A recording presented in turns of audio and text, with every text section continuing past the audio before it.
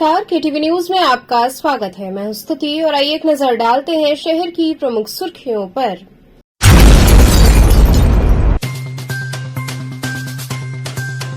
उप मुख्यमंत्री केशव प्रसाद मौर्य ने सभा को संबोधित कर सरकार की गिनाई उपलब्धियां।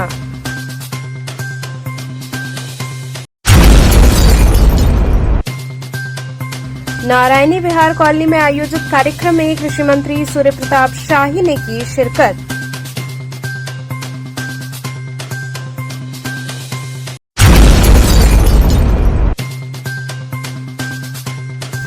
राज्यसभा सांसद प्रमोद तिवारी और विधानमंडल दल की नेता मोना मिश्रा पत्रकारों से हुई रूबरू।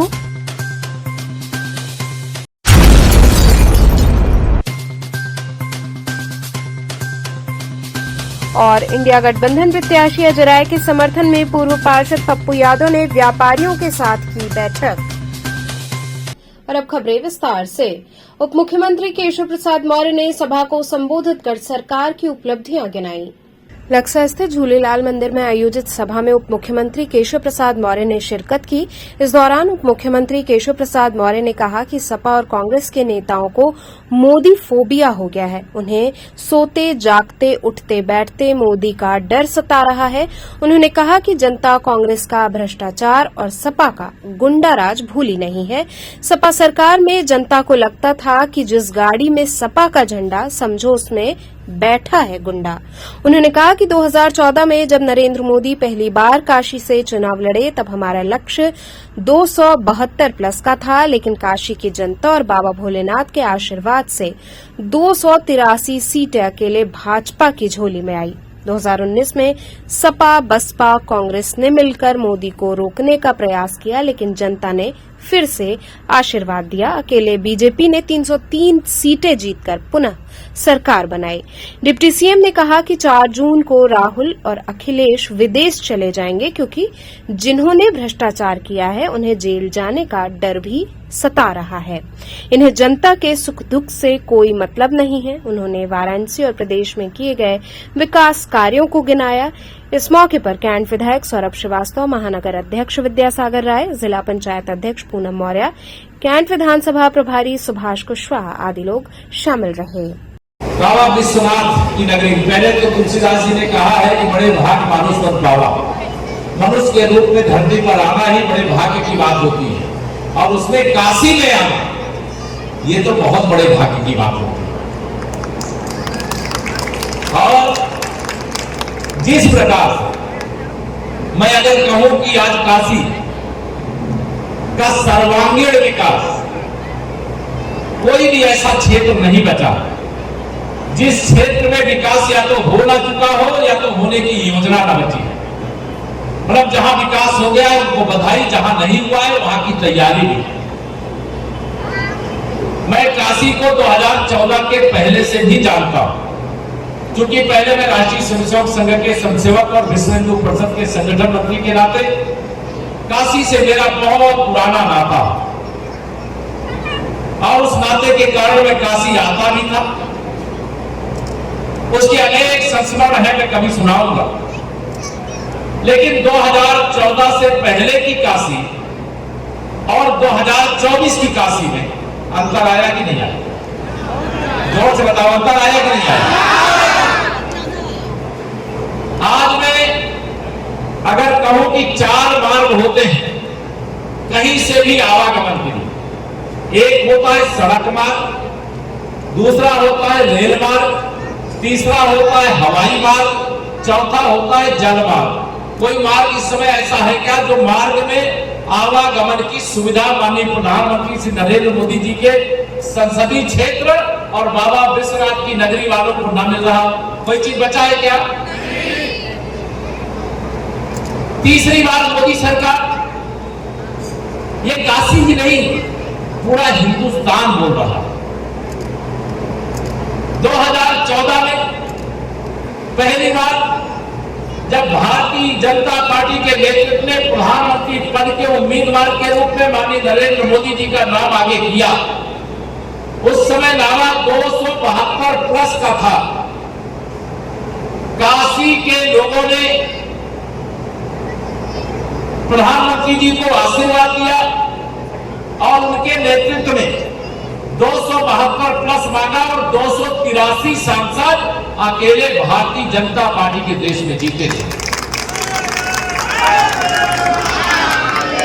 अगर मोदी जी देश के प्रधानमंत्री नहीं बनते तो आपका ये केशव प्रसाद मौर्य उत्तर प्रदेश का शायद भाजपा का अध्यक्ष भी नहीं बनता, और अगर अध्यक्ष बन जाता तो शायद 325 विधायकों को जिता करके उत्तर प्रदेश में भी माननीय मोदी जी के मार्गदर्शन में काम करने वाली सरकार आदरणीय योगी जी के नेतृत्व में हम नहीं बना पाते। नारायणी विहार कॉलोनी में आयोजित कार्यक्रम में कृषि मंत्री सूर्य प्रताप शाही ने शिरकत की।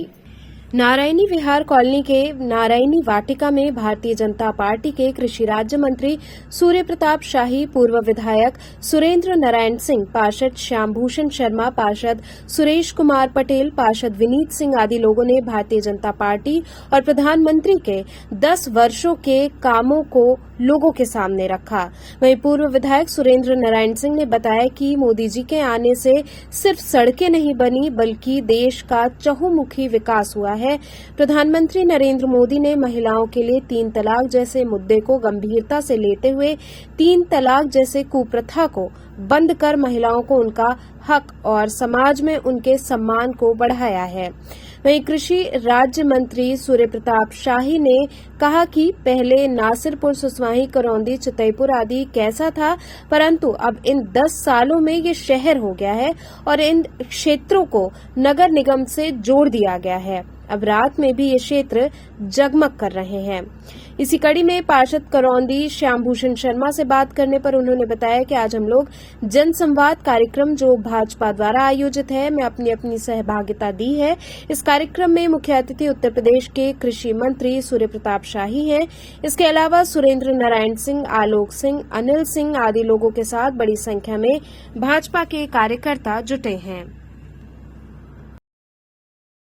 जनसंवाद कार्यक्रम भारतीय जनता पार्टी द्वारा आयोजित है।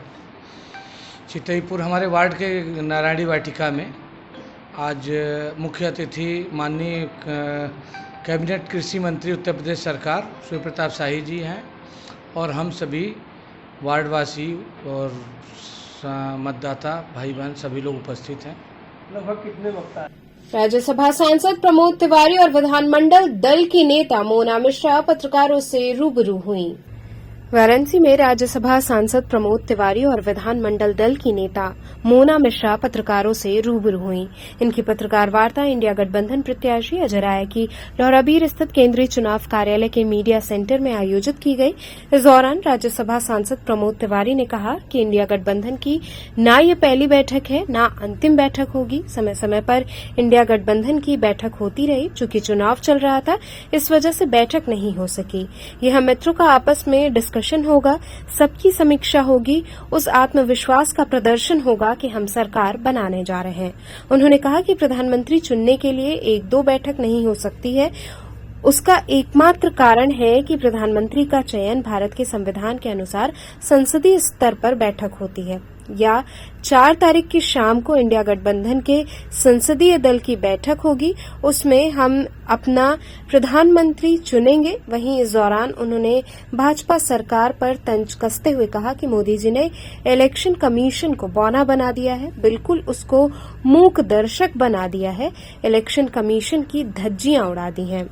वहीं विधानमंडल दल की नेता मोना मिश्रा ने कहा कि कांग्रेस पार्टी वो पार्टी है जिसने हमेशा से महिलाओं का सम्मान किया। उन्होंने कहा कि हमने जो गारंटी दी है उसमें हर गरीब परिवार की एक महिला को 1 लाख रुपए दिया जाएगा। हर माह उसके खाते में 8,500 रुपए आएगा।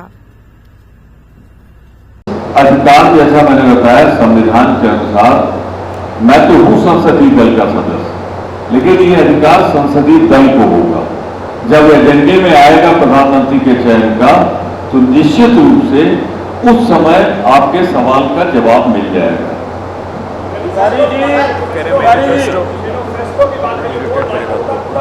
कॉमन मिनिमम प्रोग्राम की बात कर रही है जी, 100%। बचपन में पढ़ा हो, पता नहीं आपको 100% मिला है कि नहीं मिला है। 100% नहीं साहब, देखिए ऐसा तो नहीं है। यहाँ जितने लोग हैं यहाँ भी जो लोग आए हैं कार्यकर्ता हैं, यहाँ के लोग तो मुख्यमंत्री है नहीं कि आपको प्रोग्राम का मालूम हो जाएगा, यहाँ के लोग केंद्रीय मंत्री तो है नहीं कि आपको प्रोग्राम मालूम हो जाएगा। पर मुझे मालूम है, क्योंकि मैं पिछले 44 साल से कांग्रेस की राजनीति में हूँ, जो कार्यकर्ता है जनमानस में जा रहे हैं, जनमानस में मिल रहे हैं। और कल की जो मीटिंग हुई है वो भी जनमानस को संबोधित करने वाली थी। तीसरी मैं बता दूं, मोदी जी तो इतने शक्तिशाली हैं, इतने लोकप्रिय हैं, फिर ये तमिल, केरल मुख्यमंत्री, मंत्रीगण ये सहायता के लिए क्यों बुलाए जा रहे हैं? क्या नाव डगमगा रही? गए नहीं, एक बार मैच देखने गए थे लाहौर, सुबह गए थे, शाम को लौट आए थे। पर आज तक भारत के किसी प्रधानमंत्री ने पाकिस्तान का दौरा जब भी किया पूर्व घोषित था। भारतीय जनता पार्टी के प्रधानमंत्री काबुल से चले दिल्ली के लिए, बिन बुलाए लाहौर पहुंच गए और नवाज शरीफ की माता के चरणों में झुक गए। ये काम मोदी जी ने किया। मोदी जी ने ये भी काम किया कि हमारी पठानकोट हवाई अड्डे की जांच का आदेश दिया कि जो पाकिस्तान की इंटेलिजेंस एजेंसी है, जो सारे विध्वंस कराती है, उसको विजिट करने का मौका दिया। और यही प्रधानमंत्री जी हैं जिन्होंने पाकिस्तान में जाकर जो फजीहत कराई है, वैसा आज तक देश से किसी प्रधान ज्यादा कांग्रेस का इतिहास है। हमने पाकिस्तान के 2 टुकड़े करके बांग्लादेश बनाया है। जहाँ पे बेटियों को देवी का स्वरूप माना गया, उनकी पूजा की जाती है, और आज उन्हीं बेटियों के साथ इस तरह का अत्याचार। मैं आपको कुछ आंकड़े जरूर बताना चाहती हूँ। जो गृह मंत्रालय ने एनसीआरबी की रिपोर्ट जारी करी है, अपहरण के 2017 में 15,000 से ऊपर मामले थे, एसिड अटैक के 41 मामले थे, बलात्कार के 4,670 मामले थे, नाबालिग बच्चों से बलात्कार के 1,560, महिलाओं से छेड़छाड़ के 1,300 हो रहा है। और जब कभी भी एक बेटी अपने शोषण की आवाज़ को उठाती है तो भारतीय जनता पार्टी की सरकार उसको दबाने का प्रयास करती है। न्याय तो नहीं दिला पाती, बल्कि उसकी आवाज़ को दबा देती है। और बाबा विश्वनाथ की नगरी में देश के नहीं, विश्व के सबसे बड़े प्रतिष्ठान PHU में जिस तरह की घटना हुई, उसने पूरे समाज का सर झुका के रख दिया। एक PHU में पढ़ने वाली बेटी जिसका लगातार शोषण होता रहा, बलात्कार होता रहा, सामूहिक रेप हुआ, 7 दिन के अंदर वो जो अपराधी थे वो आइडेंटिफाई कर लिए गए, पर उन पर कोई कार्रवाई नहीं करी गई। किसके कहने पे? यहाँ तो छोटी छोटी बात पर बुलडोजर चल जाता है। कहाँ गया योगी जी का बुलडोजर? इंडिया गठबंधन प्रत्याशी अजय राय के समर्थन में पूर्व सांसद पप्पू यादव ने व्यापारियों के साथ बैठक की। वाराणसी लोकसभा से इंडिया गठबंधन के प्रत्याशी अजय राय के समर्थन में सपा नेता लालू यादव के आवास पर बिहार के पूर्व सांसद राजेश रंजन पप्पू यादव ने व्यापारियों के साथ बैठक की, जिसमें पप्पू यादव ने कहा कि आज भाजपा सरकार में व्यापारियों की स्थिति बद से बदतर होती जा रही है। नए नए टैक्स के नाम पर व्यापारियों का शोषण हो रहा है। आज व्यापारी इस सरकार से तंग हो चुका है। मैं आप सभी व्यापारियों से अपील करने आया हूं कि आप सभी इंडिया गठबंधन के प्रत्याशी अजय राय की मदद कीजिए। बैठक में सपा नेता लालू यादव, सपा पार्षद भैयालाल यादव, गुलशन गुप्ता, फिरदौस, संतोष मोदनवाल, गोपाल यादव सहित सैकड़ों व्यापारी मौजूद रहे। शिव को आप मुक्त कर दिए।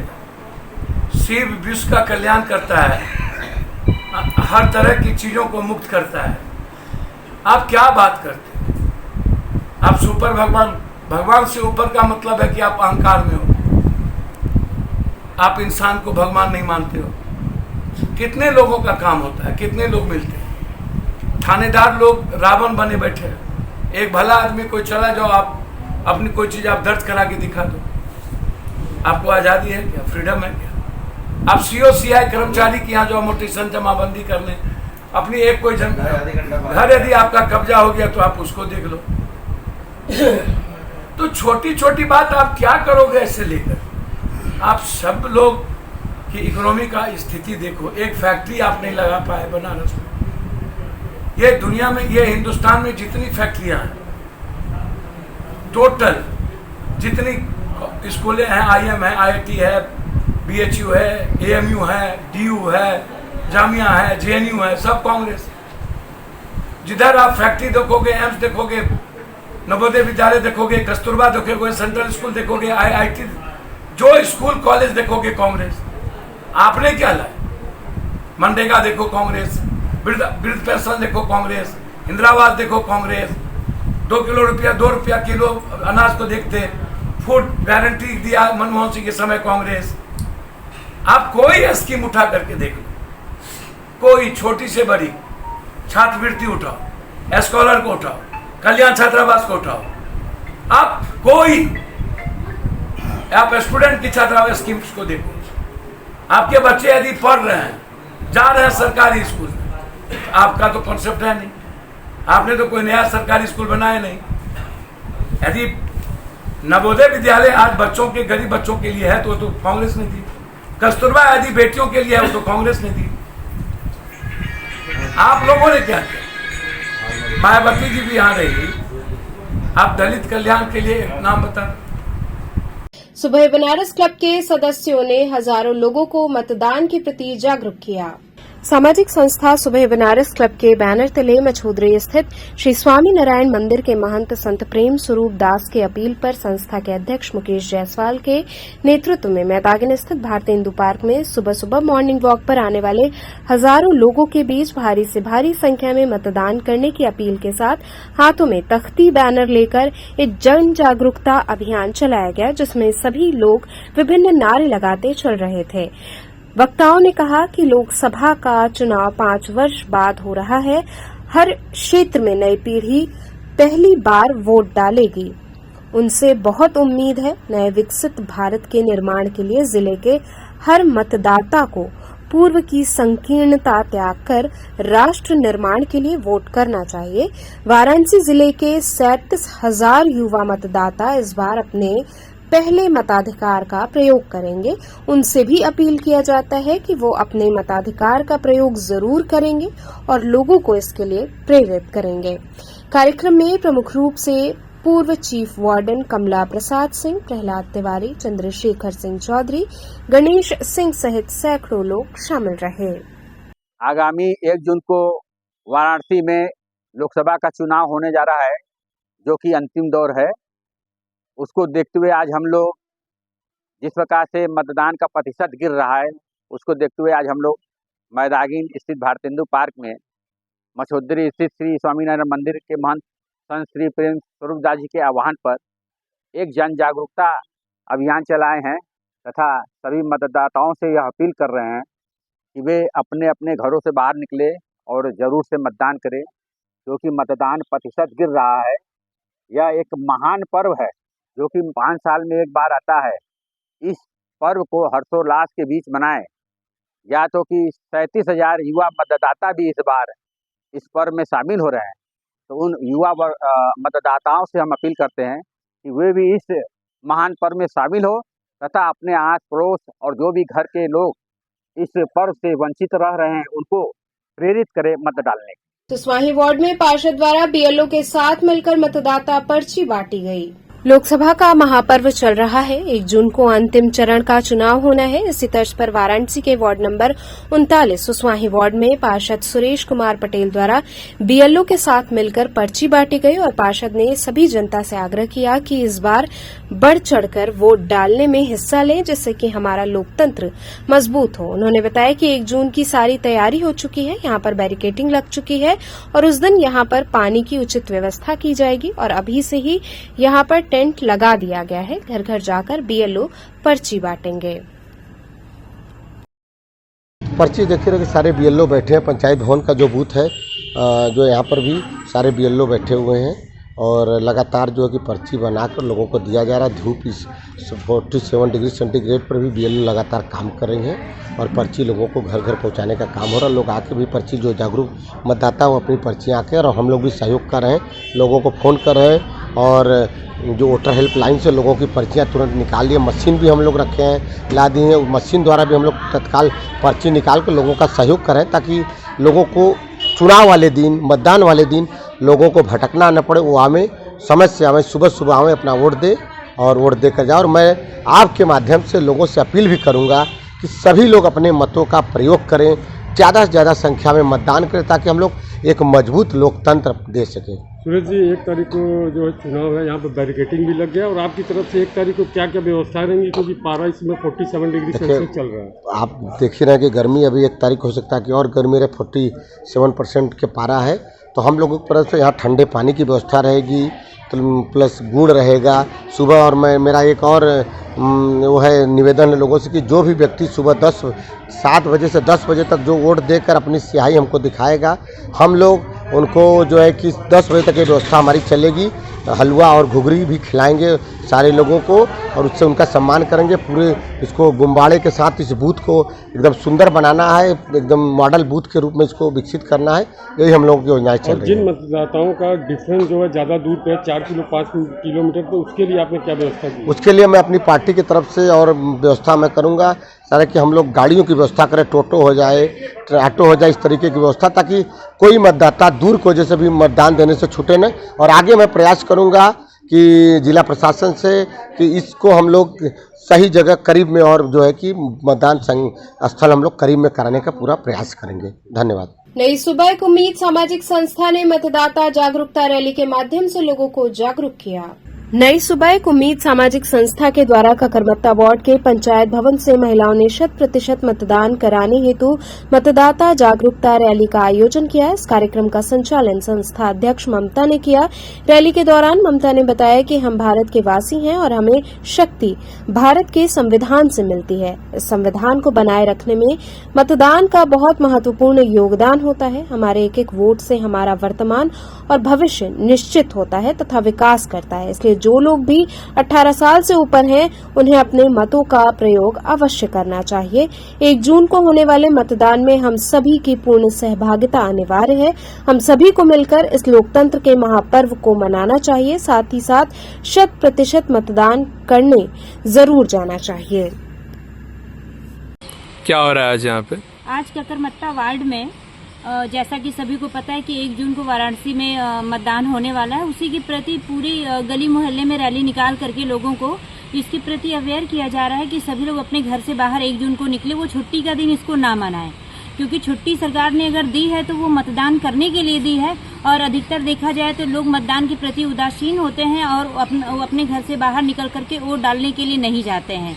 इसी को ध्यान में रखते हुए आज यहाँ पे हमारी जो आशा आंगनवाड़ियाँ हैं और ये क्षेत्रीय लोग हैं, इन महिलाओं के माध्यम से आज यहाँ पे रैली तथा शपथ ग्रहण समारोह है, जिसके माध्यम से लोगों को घर घर जाकर के लोग अवेयर करेंगी और आंगनवाड़ी मैम लोग जो है पर्चियां भी बांटेंगे और लोगों को बोलेंगे कि जिसका भी नाम है यहाँ पे मतदान के लिए वो जरूर जाएं। और इसके साथ ही साथ एक संदेश और भी हमारी संस्था के द्वारा कि दिव्यांगजन और बुजुर्गों के लिए जो लोग भी जिनके अगल बगल हैं वो उनका सहयोग करके उनको मतदान बूथ तक पहुंचाएं, ताकि वो भी अपना मतदान कर सकें। जैसा कि हम सभी को पता है और आप सभी को कि मतदान एक ऐसा जिम्मेदारी है हमारे देश का कि उसके माध्यम से ही हम अपने देश की सरकार को चुनते हैं और अपने भविष्य को भी और वर्तमान को भी सुंदर और विकासशील बना सकते हैं। इसी को ध्यान में रखते हुए रैली निकाली जा रही है। धन्यवाद।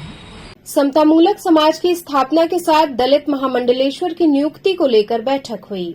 देश में जाति और संप्रदाय के भेदभाव को खत्म करने के लिए एक बड़ा प्रयास होने जा रहा है, जिसके तहत 4 SC/ST संतों को महामंडलेश्वर नियुक्त किया गया है।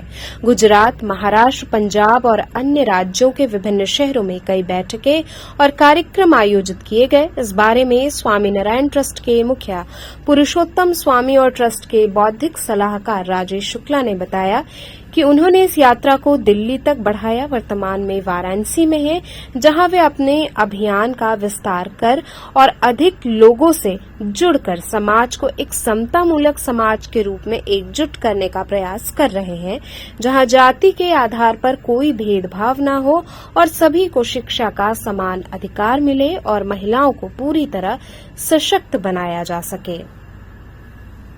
आर्थिक एम्पावरमेंट जब तक आप नहीं करेंगे तब तक कुछ भी करेंगे उससे आपको रिजल्ट नहीं मिलेगा। और आपकी ज़िंदगी में, आपके समाज में सबसे बड़ी भूमिका पैदा होने से मरने तक धर्म की और मंदिर की।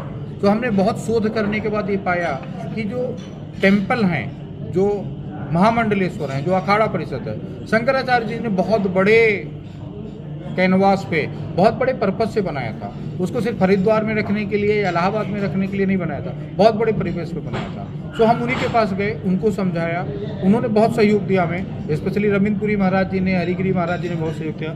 फिर हम और महाराज जी जाके मिले। महामंडलेश्वर बनाने के बाद फोटो सेशन कंप्लीट हो गया, टीवी न्यूज बनेंगे, अखबार न्यूज बनेंगे, then what is next. But हम उसको गए, उनकी जो पावर थी, वो लोग 1 घंटे में 10-20 हज़ार आदमी इकट्ठा कर लेते हैं। इकट्ठा करने के बाद जो वहाँ के अगल बगल था, जैसे कोई औरत 4-5 औरतों को मिला के रोटी बनाना शुरू किया, उनकी रोटियाँ रेलवे में देना शुरू किया, उनकी रोटियाँ बैंकों में देना शुरू किया, चाय बनाना शुरू किया, चाय से गुड़ मिलाया, गुड़ की चाय देना शुरू किया। उसके बाद स्वेटर बनाना शुरू किया। आज मेरे पास 8-9 हज़ार औरतें स्वेटर बना रही हैं। फिर स्मार्ट विलेज बनाया। आप जाएंगे अमेठी, रायबरेली, गोरखपुर, महाराष्ट्र, कर्नाटका, प्रधानमंत्री इतने इम्प्रेस हुए, उन्होंने बुलावा भेजा, भाई आप लोग आ जाओ। हमने बच्चों को भेजा, बच्चे गए, उनके साथ 3 घंटे थे, उन्होंने खाना खाया। बट ये स्टार्ट है एक सोसाइटी का, समतामूलक समाज का जो सबसे पहला फायदा है। हम सब एक दूसरे के लिए काम करते हैं। इसकी व्यापकता कितनी है, कितना आगे बढ़ेगा? जब मंदिरों को ध्यान केंद्र से हटा करके योग केंद्र और रोजगार केंद्र, मंदिर भी संघर्ष हटा के नहीं जोड़ना है, मंदिर भी संघर्ष कर रहा है, उसका भी इकोनॉमिक मॉडल खराब है, वो भी आपके प्रसाद पे और छोटे मोटे दान पे निर्भर है। जैसे वो रोजगार केंद्र बनेगा, जैसे एजुकेशन सेंटर बनेगा, वो भी डीपीएस जैसा सेंटर चलाएगा, वो भी जयपुरिया जैसा, मर्सिडीज जैसा, रिलायंस जैसा सेंटर चलाएगा। भाई आप भी चाहते हो कि आपका जो मंदिर के पुजारी उनका पैर छूते हो, तो रिस्पेक्ट तो आप दे ही रहे हो। आप अपना सारे ग्रह दोष परेशानी का निराकरण करने के लिए वहाँ जाते हो, मतलब रिस्पेक्ट दे रहे हो, ट्रेडिशनली रिस्पेक्ट दे रहे हो। सिर्फ उसको अनब्लॉक करने की जरूरत है। आप सबको इकट्ठा करके इस एरिया का क्या चीज़ है, इस एरिया का पूड़ी अच्छा बनता है, सारे लोग इकट्ठा हुए, मंदिर ने रजिस्ट्रेशन कराया, अपनी पूड़ियाँ जाके लखनऊ या दिल्ली में भी करेंगे और गारंटी शुद्धता कि आपके मंदिर ले रहा। भाई एक आचार्य ने, बाबा रामदेव ने प्रयास किया, आज 50-60 हज़ार करोड़ का बिजनेस है। क्यों नहीं आप ऐसे 400-500 आचार्य क्रिएट करते हैं? सबके भले में, समाज के भले में। भाई टीवी में अगर कोई अपील करे सिगरेट छोड़ दो, नहीं छोड़ेंगे। मंदिर में पुजारी जी ने ना आपके यहाँ कथा कहने आए सत्यनारायण का, और उसमें कसम ले लिया, या आपका बच्चे के मुंडन में कसम ले लिया, आपके बच्चे के जनेऊ में कसम ले लिया। तो चलते चलते पुनः एक नजर डालते हैं शहर की प्रमुख सुर्खियों पर।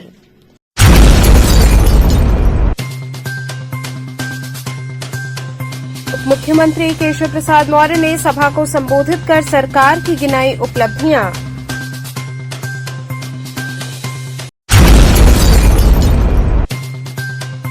नारायणी विहार कॉलोनी में आयोजित कार्यक्रम में कृषि मंत्री सूर्य प्रताप शाही ने की शिरकत।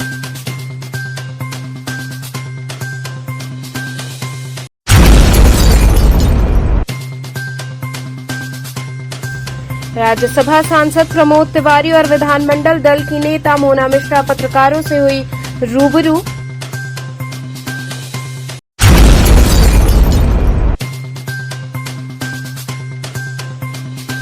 और इंडिया गठबंधन प्रत्याशी अजय राय के समर्थन में पूर्व पार्षद पप्पू यादव ने व्यापारियों के साथ की बैठक। तो थे आज के समाचार, कल फिर होगी मुलाकात, तब तक के लिए नमस्कार।